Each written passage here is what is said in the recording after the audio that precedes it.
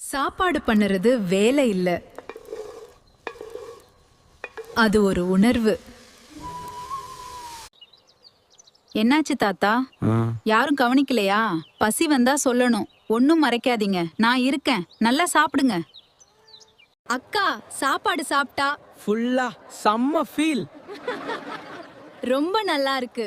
மனசும் வயிறும் சேர்ந்து நிறைந்துருச்சு. இப்படி ஃப்ரீயா கொடுத்தா யாரும் மதிக்க மாட்டாங்க. கொஞ்சமாவது பணம் வாங்கணும். பரவாயில்ல, அதுக்காக நான் செய்யும் சேவை நம்மளால் நிறுத்த முடியாது. ஐயோ, அரிசியே இல்ல. இப்ப என்ன பண்றது? ஏதாவது தெய்வம் வழிவிடும். நான் அதை நினைத்து கவலைப்பட வேண்டாம். விடிந்தால் வழி பிறக்கும்.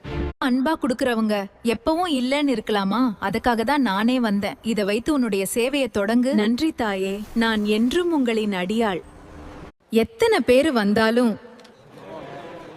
சாப்பாடு குறையவே இல்ல.